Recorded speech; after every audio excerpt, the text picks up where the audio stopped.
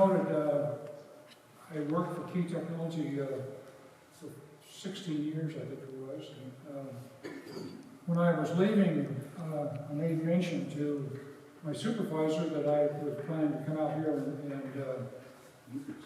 volunteer. And he says, well, you know, we have several pieces of equipment that we built scale models of back in the 1950s for some trade shows. And we'd like to have those displayed to the public.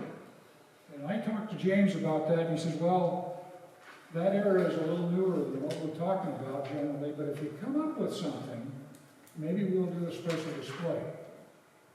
That was 2013. I've been working on this for a decade.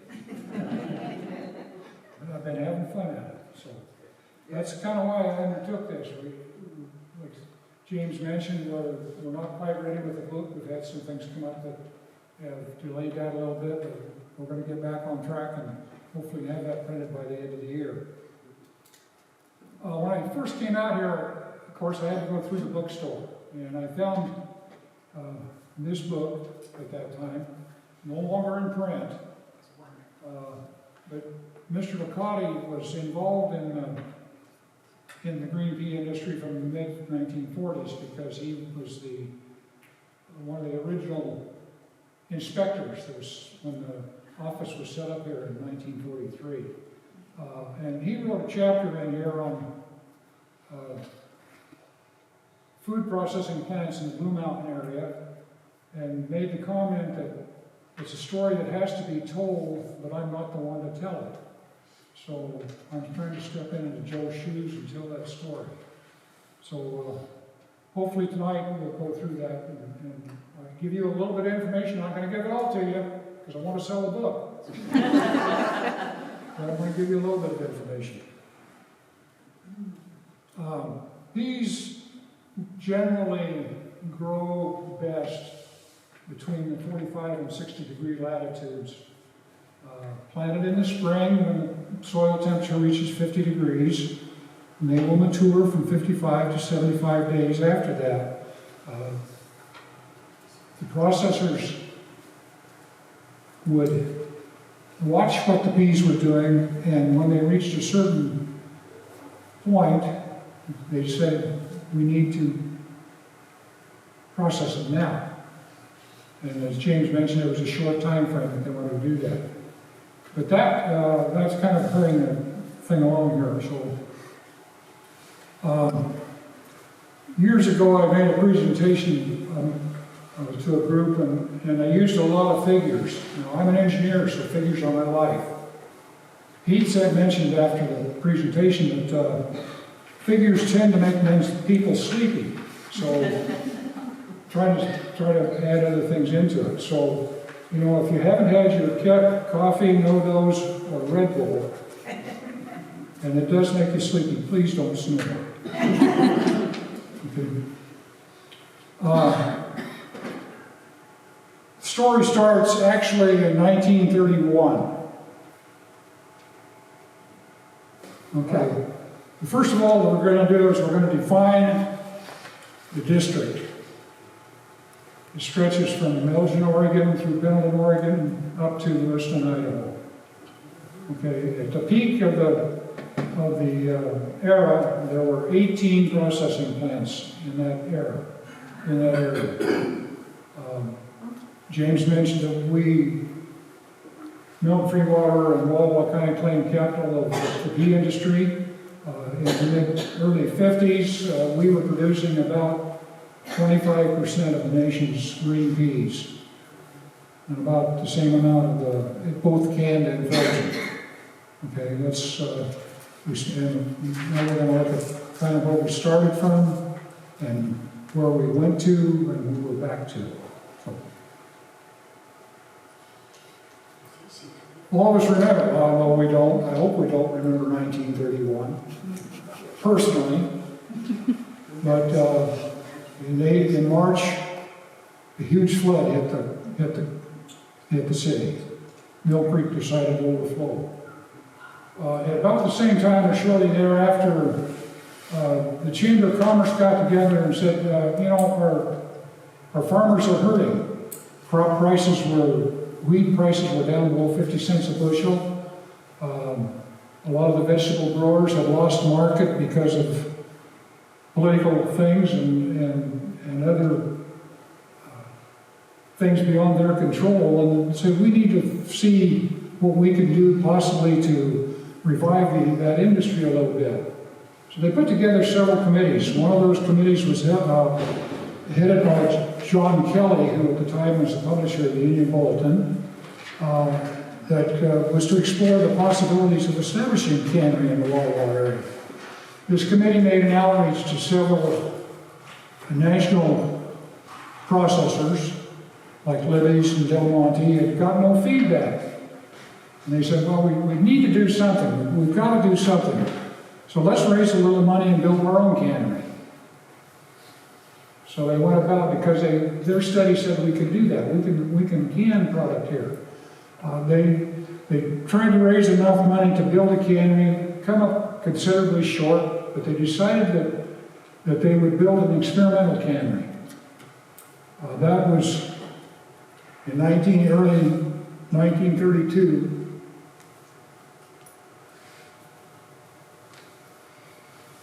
And decided that they could do that. So I have broken the era down into these 7 ages, and we'll look at each of those a little bit in detail as we go here. That will help us kind of, I think, I tried to break them out in a logical manner, because that's kind of where you'll see the transition years led up to that 18 canneries.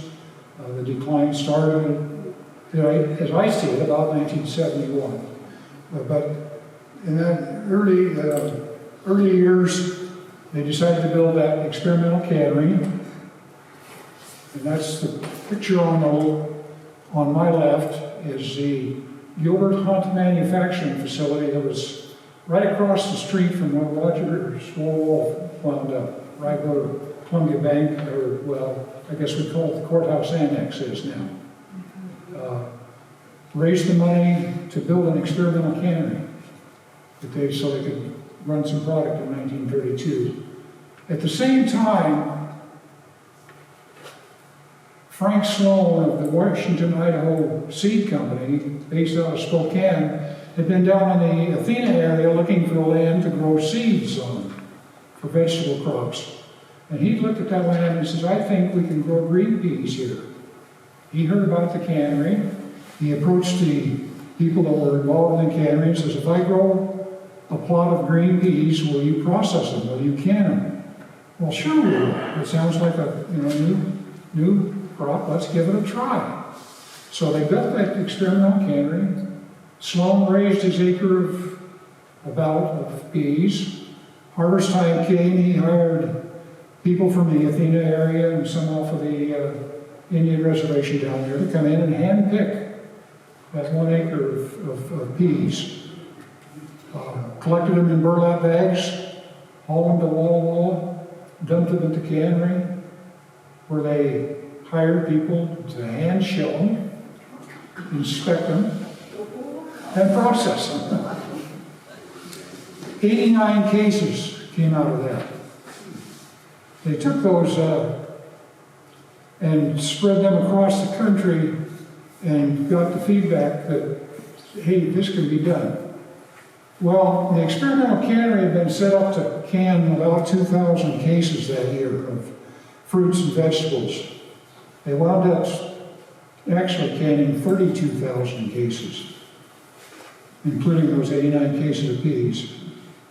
That was tomatoes and corn, and the most beloved of all vegetables, Popeye's Power Pill, also known as canned spinach, and decided that, hey, we've got something that will work. So let's go to fundraising. Again, they raised more funds to build a new cannery. The picture on the right shows the groundbreaking on February, about the first part of February in 1933. The first cans came off the line in May of that year. I would dare you today to build a cannery in 60 days. I would dare you today to get permits to build a cannery. Anyway, the first cans that they, and at the same time, Sloan made arrangements to grow about 12 to 1,500 acres of peas. He wasn't sure how they were going to harvest them. The fellow that the chamber hired to manage the cannery, Mr. P.J. Burke of Portland, Oregon, arranged for some viners to be brought into the Walla area, pea viners. 4 of them that he located over at Athena, and 4 of them that be located in Walla. I've searched and searched and searched for the cost of those viners, and I found out that the viner companies really didn't sell them. They put them out on a royalty basis. They got paid for the amount of product that went through the viners. That freed up a little money for the canning company. That first year, those first cans that came off in May were some asparagus that had been brought in here from the Hanford area. And that was followed shortly, of course, by the peas. That first full year of canning, there were almost 89,000 cases of peas off that 1,500 acres.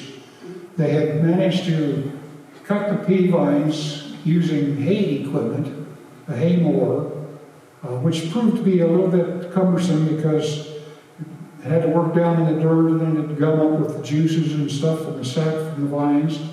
So you spent a lot of time cleaning equipment, probably as much time cleaning equipment as they did cutting vines. And men with pitchforks were hired to fall behind them and pitch those vines into a truck, which hauled them to the viners. Canners out of the Midwest at that time were going through a little bit of a drought.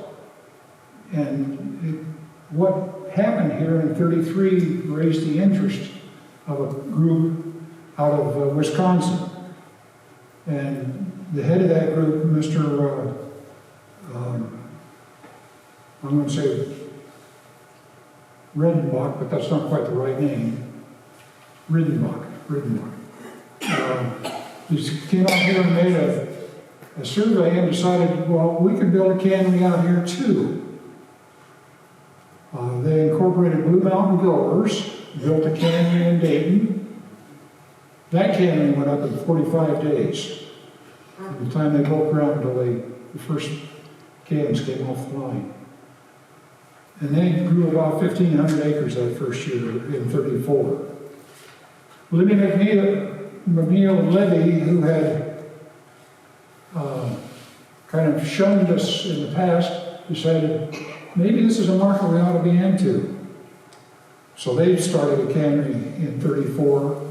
There were just across the street from where the police station is now, between Moore and Reese, east of 2nd Avenue. It's now part of the city service center. And so they could start processing in 35.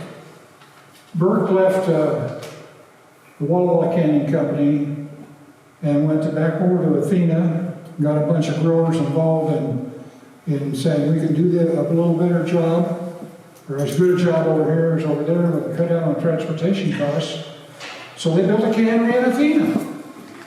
Now what are we up to? We're up to 4, right? That was ready to process in 35. In 1936, that's Dayton. William McNeil. And that's the Rogers plant in Athena. That's now a bare plot of ground. They've just demolished those buildings. And in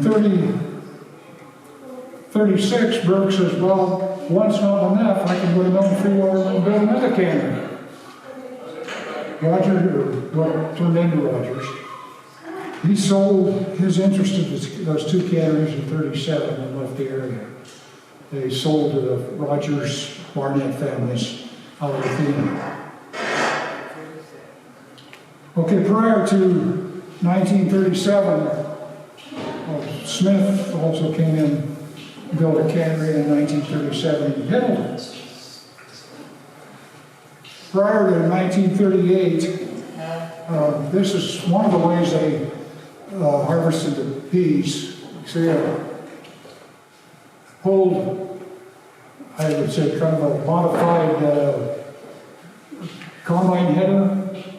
They would cut the peas and go over to a windrow, and then 12 to 15 men with pitchforks and a truck behind it to pick up the peas and load them on a truck. In 1938,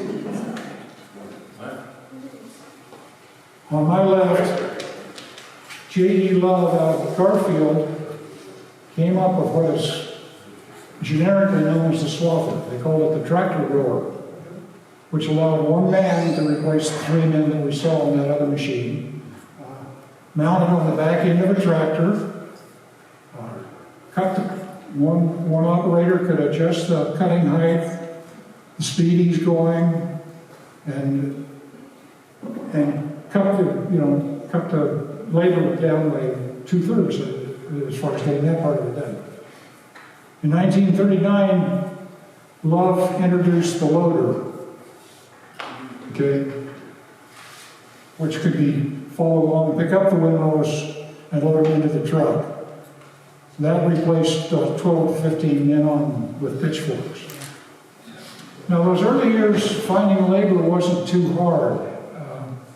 As you know, we were going through a depression. Unemployment rate was around 25%. Men were looking for work. I had the grandson of one of the early growers tell me that his dad had told him that a lot of those men would have worked for meals and a place to put their bedrolls. The 30 to 40 to 50 cents an hour they earned pitching bee vines was a plus to them. But by the late 30s, labor started to become a problem. Things were looking up in the country. It wasn't quite as easy to find those people that come in here and want to do that heavy work.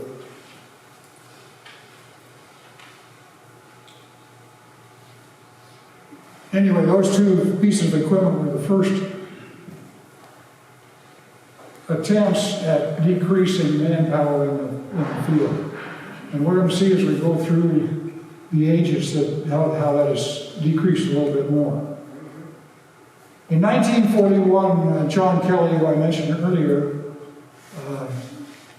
approached Continental Can Company. We were bringing cans in from their nearest plant, which was in Portland, Oregon at that time. He approached them to build a plant in here to supply the cans. It was going to be cheaper to haul in raw material than it was going to be to haul in carloads of cans. And he talked them into doing that. And they built that plant and put it online in early 1942, despite the war just starting. And also in 1941, another plant was built. As Bozeman Canning Company out of Montana came in and built a processing plant in Whitesburg, later became Green Giant. Green Giant took it over after a couple ownership changes. So that we now are up to what, 9, I think it is? Anyway, the recap of those early years show us 8 canneries by 1941. We've grown from 90,000 cases to over 5 million. Just of peas. That doesn't include the other equipment.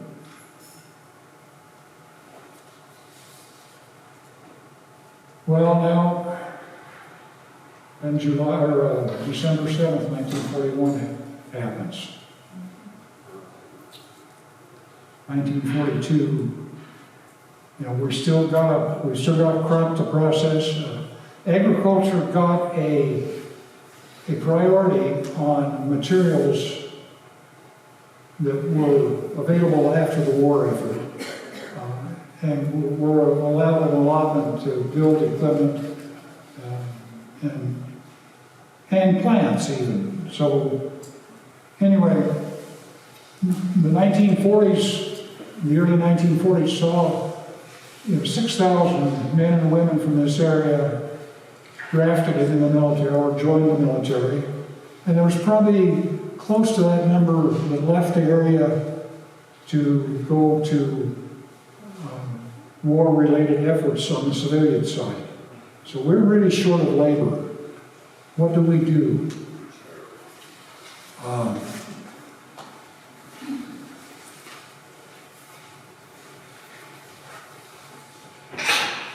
People pitched in.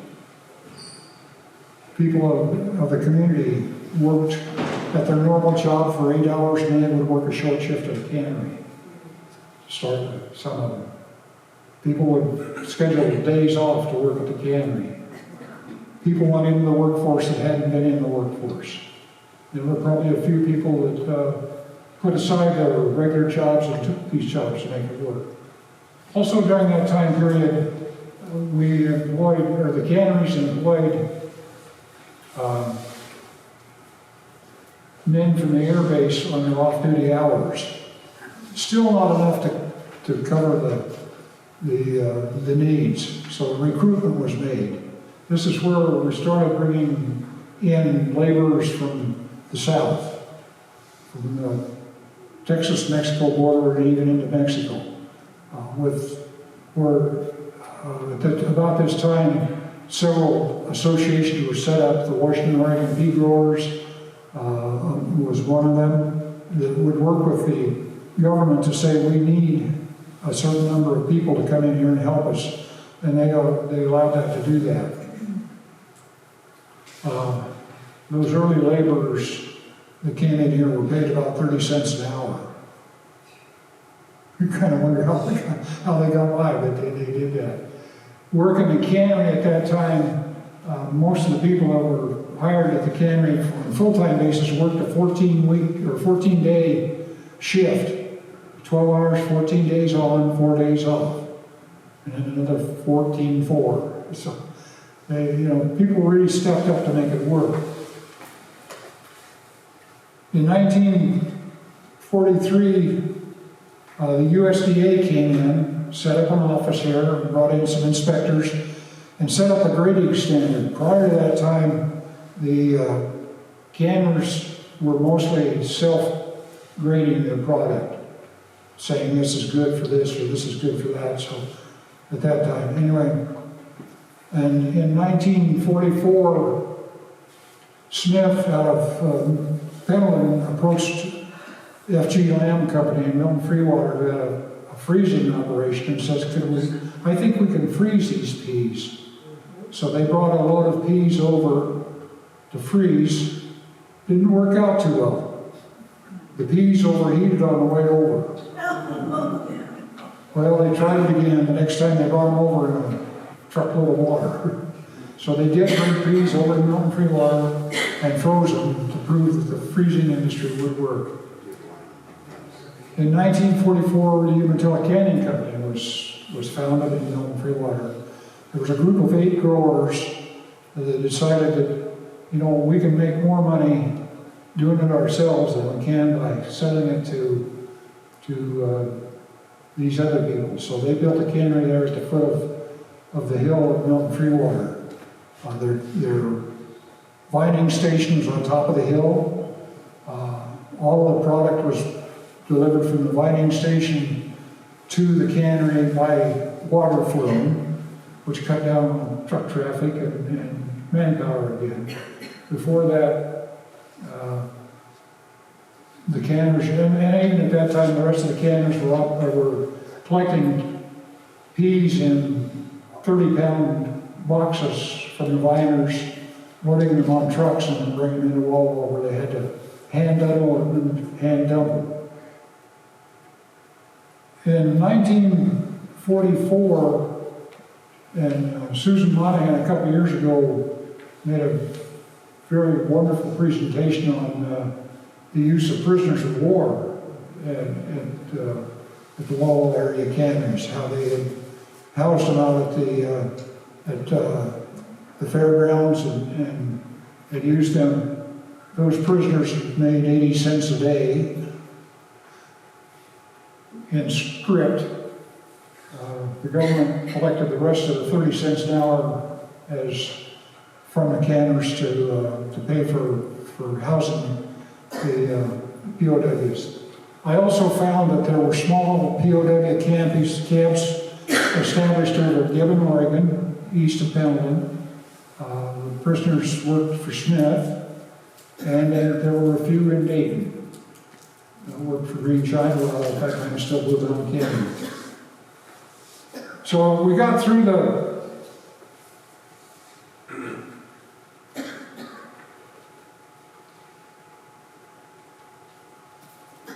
oh no, I have one more.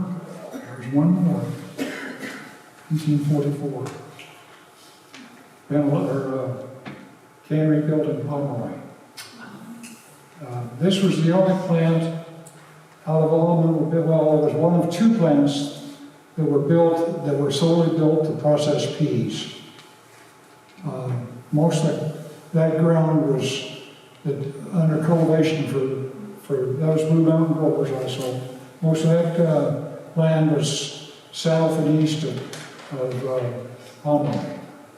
south of the highway and east of Pomeroy up to the top of Powell Grade. 1945, they had a little problem at Pomeroy. Weather problem. Came through and destroyed the crop. That year they canned 30,000 cases, where before they'd been averaging 300,000 cases. They operated for 8 days. They didn't stop them, they kept going for a while.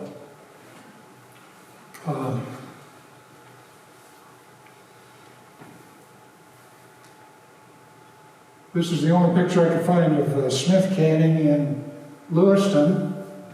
They also had a freezer line there too. That was about the same time. You can see here what the Warriors brought. You know, we averaged over 5 million cases, even with the problems we had. The price that I have there for price per ton, as close as I can figure, that is the top price that was paid. Most of the growers would see a little deduct because of grade and trash and whatnot that was in the crop. But you've got to remember that even with that $25 million that might have probably went to growers, there was 60 to 80% of that amount also was spent by the processors for their own labor, services, utilities in the area. So that 25 million is probably closer to a $40 million impact on the local economy. In the, and I'm going to ask this question, and we'll get to the answer later. In the 1940s, there was a consumer product introduced that made a big change in the way homemakers and homeowners went about preparing meals. If you have an answer to that, let me know at the end. I have my answer. We'll see what yours is. In 1947, and I don't have a slide of it, a cannery was built in Elgin, Oregon. That cannery only operated for a couple of years. They found that there was only about 3,000 to 4,000 acres over there viable for peas, and it just wasn't enough to support a cannery. Most of the canneries, the pea harvest would last about 6 to 7 weeks. Most of the canneries relied on other products to fill out their schedule. But that cannery, the only product they could do that, as with Pomeroy, the only product that was available to them was peas. In 1947, and I also don't have a slide of it, I've got a slide, but I don't have permission yet to use it. There was another cannery built just to the,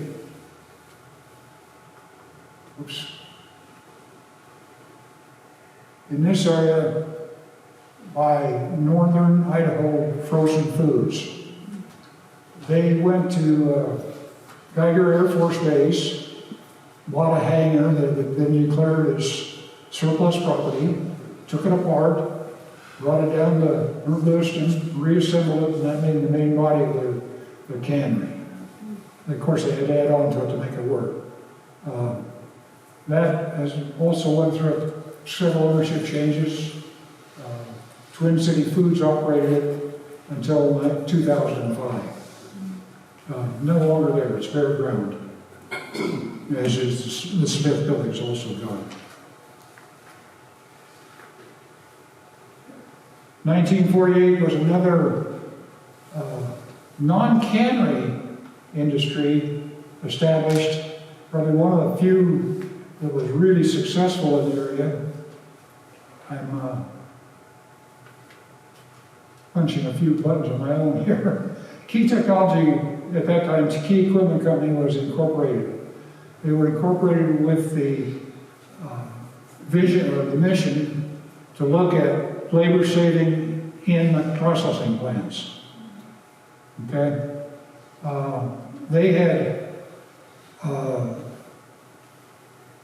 people that were involved with that company, the Key brothers and a few others, had done some things prior to that point with equipment in the field, but this was their first attempt at doing something in the plant. One of the first products out of Key Technology, or Key Equipment Company, I'm sorry, my train of thought sometimes leaves the station ahead of me. And sometimes go down unexplored sidetracks. Like Key Technology, Key Equipment, I'll get them mixed up once in a while. Anyhow, one of the first products they came up with was a froth flotation cleaner. They found that by mixing a brine of a certain density and adding a little bit of something to it to make it foamy, they could pick out green nightshade. The empty hulls would float, and a few of the mature peas would float, and they could skim them off and then save the rest of it. The first ones, of course, were installed at Umatilla Canning Company, which the Key brothers also owned part of that cannery. They eliminated, I think, like 15 positions on the inspection lines by installing, I think it was 4 or 5 of these flotation cleaners. So great labor savings device, and just the start of what they're doing today.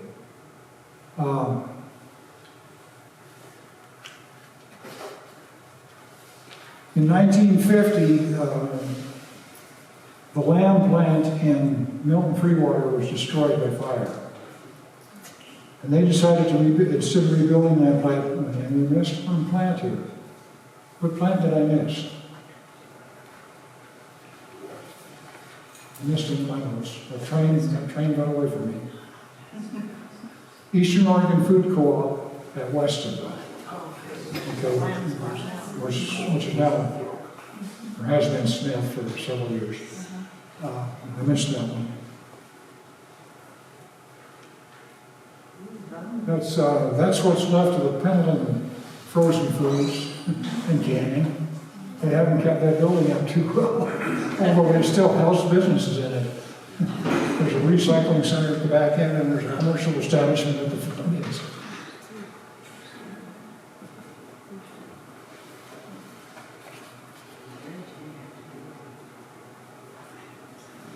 I'll get back to that in just a bit.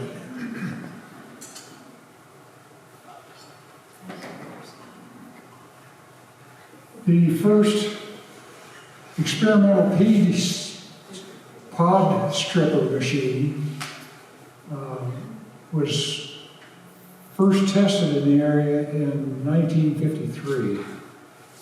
Results were not real good. There were even too many pods still on the lines as it went through the machinery. The machine was designed for level land, and most of the Most of the district is not very level land. There is some, but not very level land in most of it. Anyway, that didn't work. That took some time for that to come to fruition. By there's Smith, Birdseye.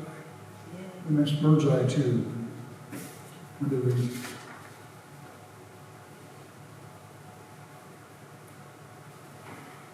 Birdseye plant, when it was built here in Wawa, it was the second. It was after the war. It was the second largest processing plant in the world. There was only one processing plant, also owned by Birdseye in England. It was larger.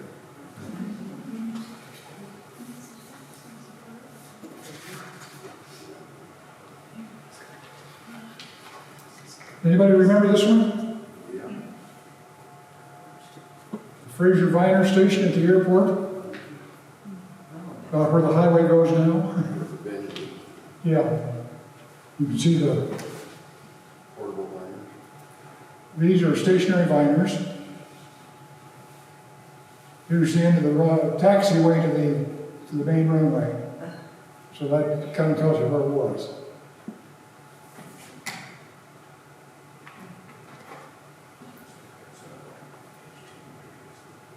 You see through these years,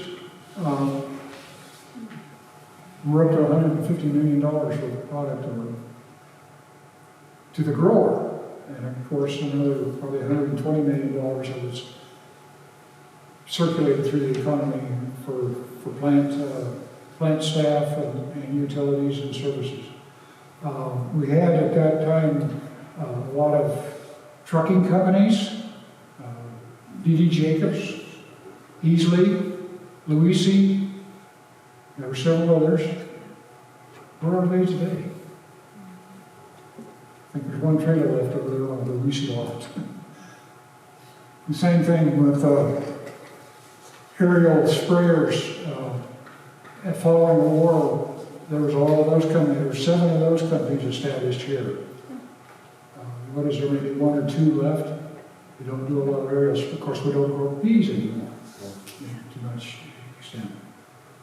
So you see, and that would have been included in that $120 million for the payments to those people.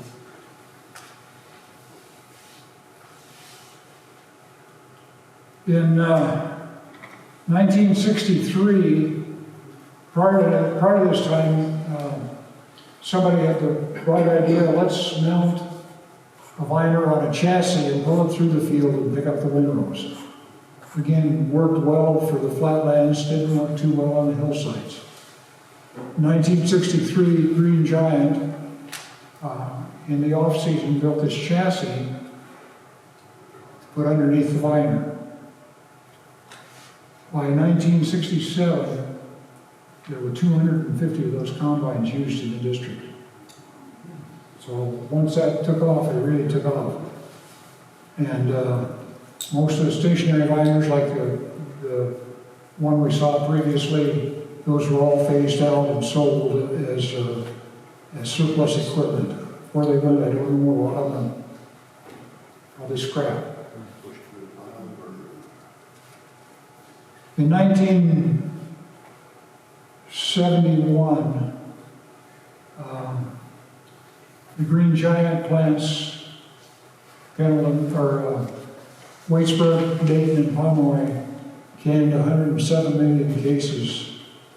I'm sorry, 1.7 million cases. At the same time, the Rogers plants that we already had, Rogers Wall had consolidated. The 3 Rogers Wall plants were producing about 7% of the nation's canned pea crop. So you can see the impact that we had here.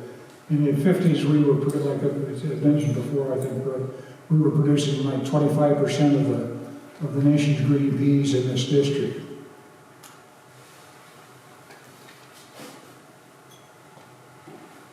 In or in the late 1970s, another revolution took place in the agricultural sector. Question: that would have a great impact on the green pea industry in this area. My question to you, and I'll ask the question again at the end, is what was that?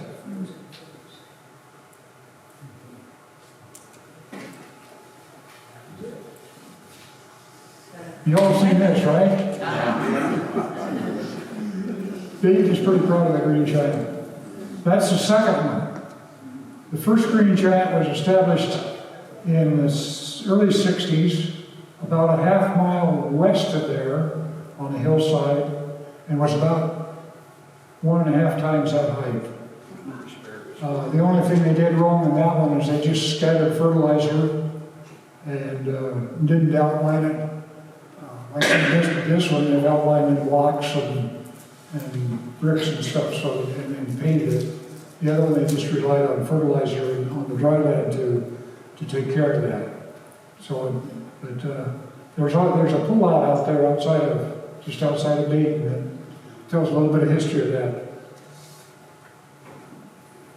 Why did the green pea industry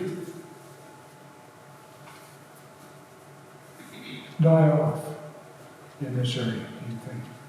There's several reasons, and I'm going to tell you a few of that before I reveal my big one. Is farmers in the 50s and 60s, somebody along the line decided that silage had a feed value, that we could feed it to animals rather than returning it to the land. That had a deleterious effect on land fertility over the years following that. Also, farmers were starting to feel the pinch of higher costs and stuff, so they shortened their rotations. They were, a lot of them, and most of them operating on a 3 or 4 year rotation between, say, wheat, sunflower, and peas. And so a lot of them would change to a 2 year rotation. You can imagine what that did to the soil. And of course, there's one big one that we'll talk about here in just a moment.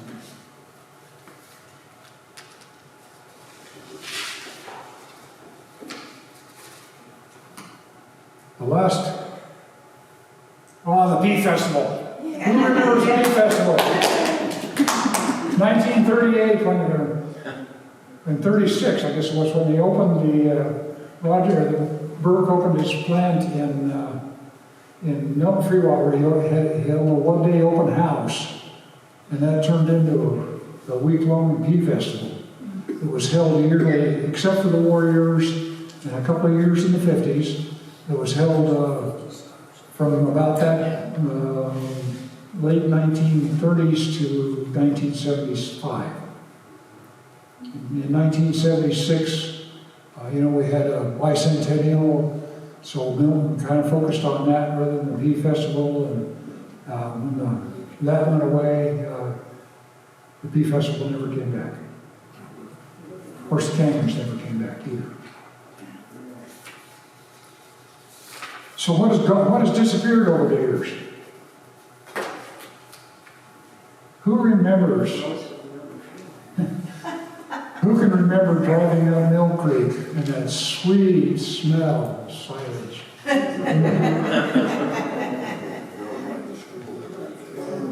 And other places around the area too. And I can remember that one. They're off of who is it? Can't remember the name of the people of the farm right there. Anyway, I can remember that. Equipment, all those liners, where are they? Well, that shows you where a lot of them wound up. Yeah. And there's probably swathers and other equipment stuck in fence rows around the county or around the district that we don't know, and the owners probably don't know what it is and where they are. Well, let's see. Anyway, all those people that came in here, thousands of people that came here through here, college students that earned college tuition by working here in the summers at rates that we would kind of laugh at today. My sister worked a year at Green Giant in Whitesburg in the early 60s, $1 an hour. Got a bonus if you stayed the whole season.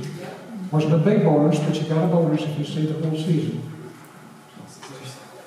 You know, the canneries used to, a lot of the processing plants had housing. We still see remnants of that around the county, around the district.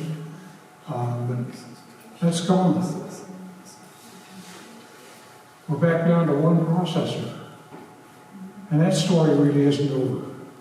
In 2005, following the harvest in Lewiston, Twin City Food says we're closing shop.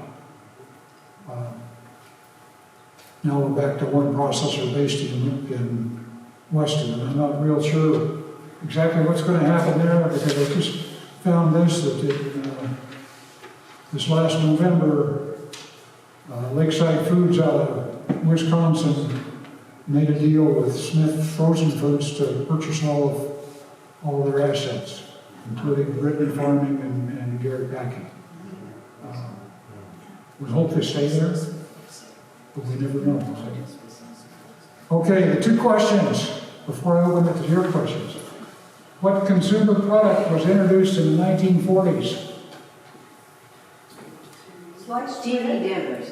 Pardon? Sliced bread. No. Sliced bread. No. No. Any other guesses? TV dinners? You're getting close. Freezers. Freezers. Freezers. Oh. Freezers. The freezer and the refrigerator. Yeah. That changed a lot of people's habits. It also drove a lot of people to work more frozen foods and fresh foods. You look at our canned foods. Canned food, and I'm going to use peas specifically. Canned food consumption for peas has dropped from 1.8 cans per capita in the 40s to less than to about a half a can today. There's what other things contributed? In my estimation, World War II. We had a lot of people, a lot of GIs after the war that were stationed overseas. When they came back, they brought back the foods from those countries. In the 70s, we had immigrants from Southeast Asia brought in their foods and tastes. Jet travel, we can now go and bring back those foods too. Okay, the second question: what agriculture practice contributed to the decline? Maybe the no-till. Mechanization. No-till? It's a silage thing. That's part of it. Okay. But if you look over here, we tried to print these, but some on the slide was a little hard. You see about in the late 70s, you'll see the acreage in the Columbia Basin start to go up. Oh, irrigation. And Okay. that's about the time that farmers started converting to center pivots. Now the canner can go over here and pick up 130 acres at 3 tons to the acre versus about the 1 ton he's getting on dry land. You'll also see the canneries. The early canneries were designed to process about 20,000 pounds an hour. Very seldom did they get to that point. Bird's Eye was, when they went in, were designed to process twice that. They handled, many times they handled up to 1 million pounds a day. Your modern cannery will start at 1 million pounds a day.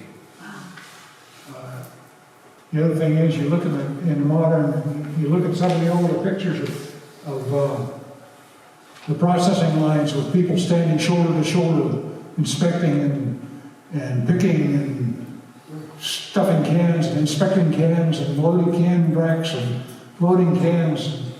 Talked to a couple of people in the industry, and a modern freezer plant can operate on 24, around 24 people per shift outside of the freezing area, or outside of the packaging area. So, big difference. So, any questions?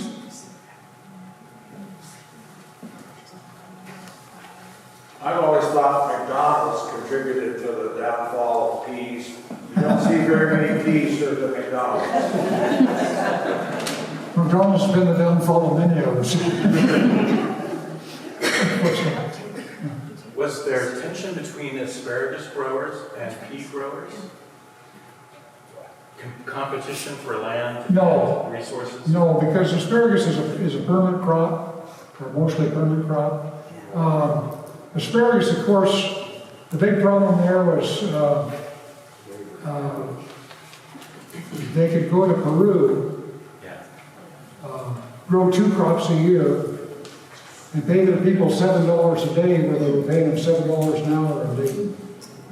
So that's probably the big reason we don't have a canning industry in asparagus. There's also the drug problem. Yeah, it was to alleviate the drug problem. I don't know, how that has worked out. So, What would it take for a farmer to convert from peas to wheat? peas to Wheat. wheat? Can Nothing. they just rip out the peas and then plant them next year? Is it that simple? They would have to go back to their 2-year rotation. They're both annual crops. So They're both annual crops, so yeah, it's just what do you plant in the spring? what do you want to put out for capital for equipment? Yeah.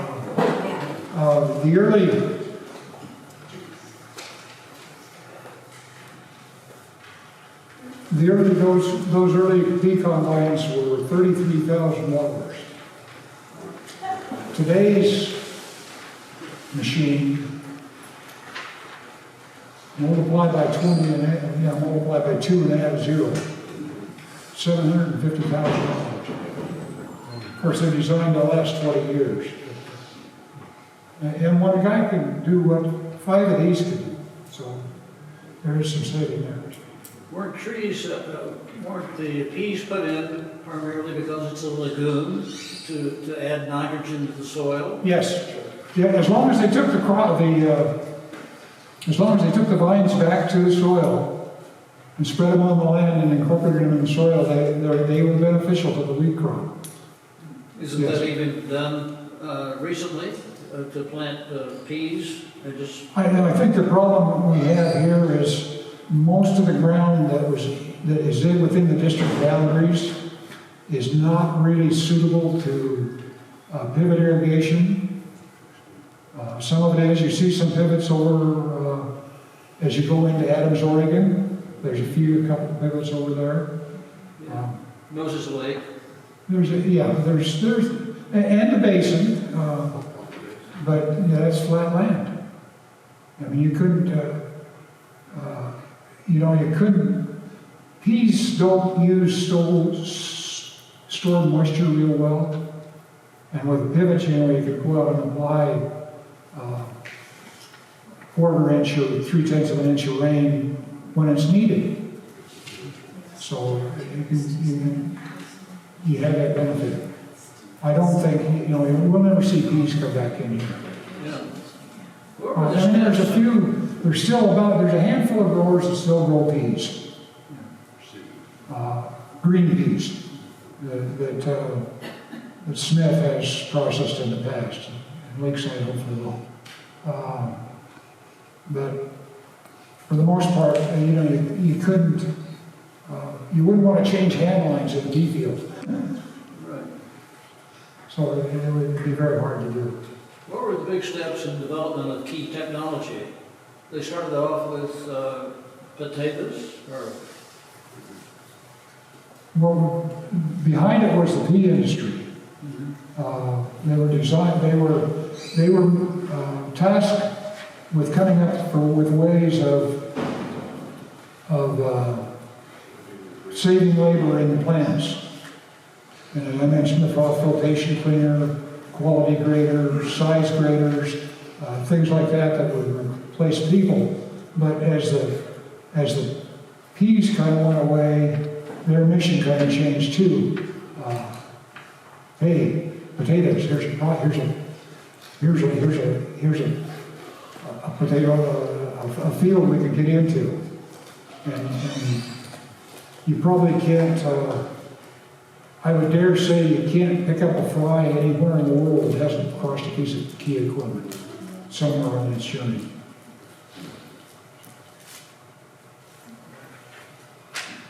So Skagit Valley used to be a pretty good pea producing area. Are they producing peas there anymore? Where's that? Skagit Valley? No. Skagit River Valley on the west side? No. No. Twin Cities closed that plant. It was after 2005, but they closed that too. They do all their processing. I don't know, they still have a cannery in Ellensburg or not, but they do most of their processing at the plant in Pasco.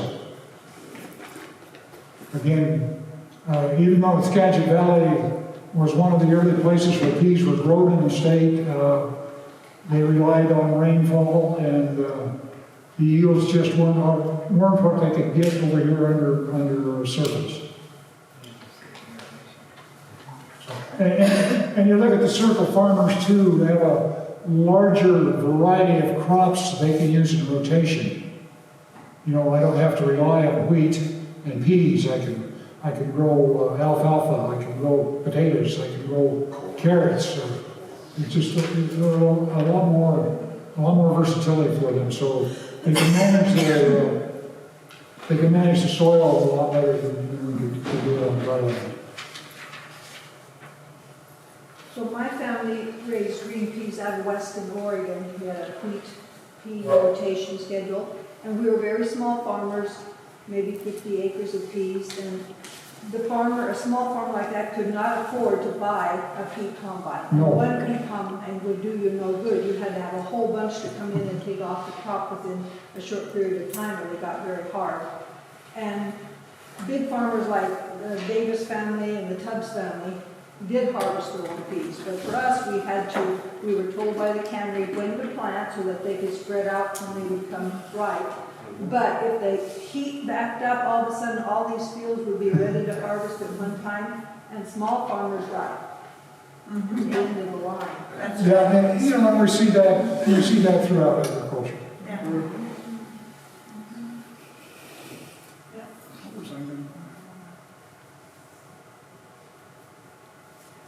Yeah, the first crops, that 12 to 1,500 acres that Sloan contracted for in 1933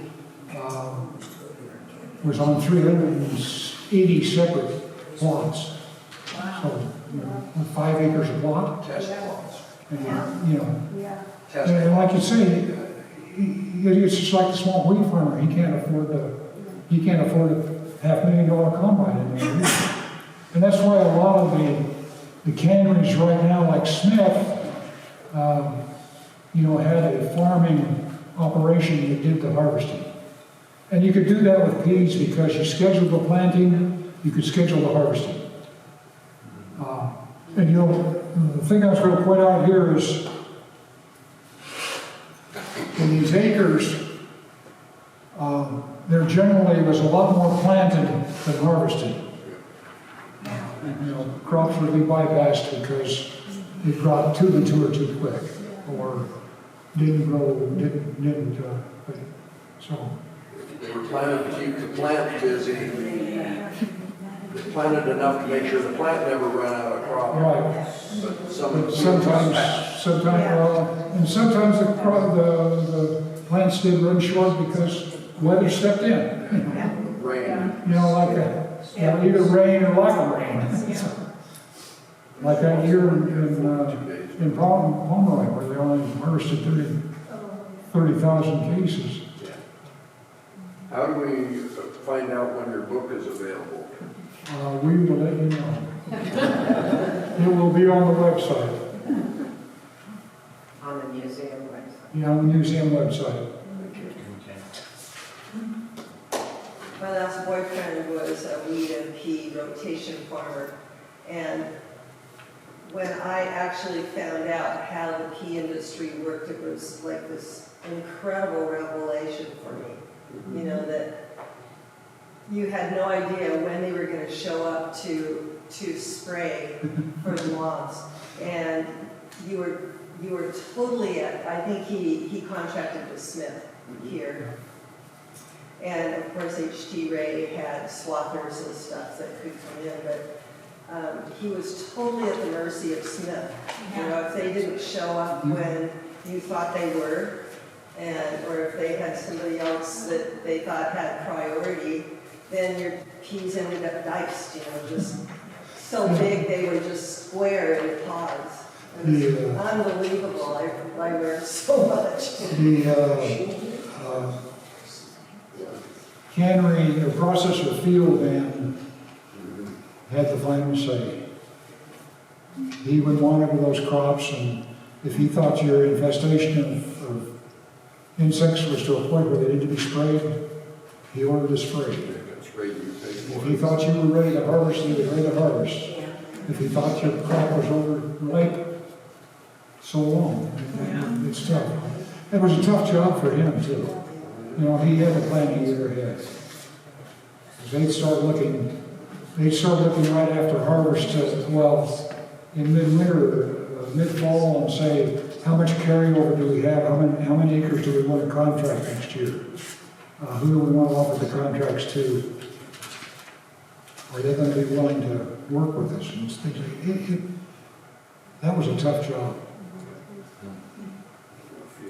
Especially prior to 1950, because in 1950 we got a lot of two-way radios installed in trucks and between trucks and plants, and so the field man could converse better than having to drive 10 miles to the plant to find out how much product you need in the next hour or whatever. So, are you ready to start taking John Smith's crop or things like that?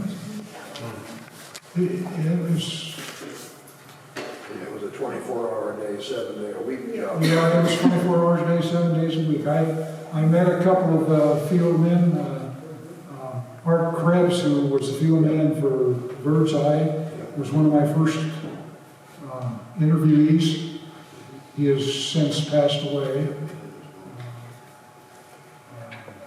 Lowell Richter out of Dayton, the Green Giant. Talked to him a couple of times. That was a tough job. When I was a kid, I remember seeing the pea vines. I guess that's what they were out at night.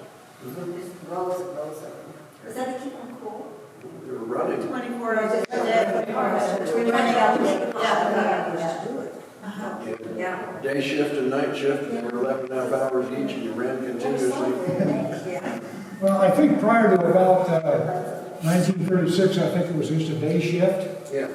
In 36, by 36, we had electricity was pretty well scattered or pretty well distributed throughout the area, so we could electrify the viners remotely. And Miners that I was around in the 60s were all gasoline or propane motors. yeah, there was a lot of that because a lot of those miners They got moved every day. station to station. They take them like Fraser's set up out there on the airport. That was permanent, so it was probably all electric. But all the ones that got moved around every few days were all gasoline or propane. Yep. One engine ran a set, two Yeah, miners ran together. the two viners. Thank you very much. Thank you.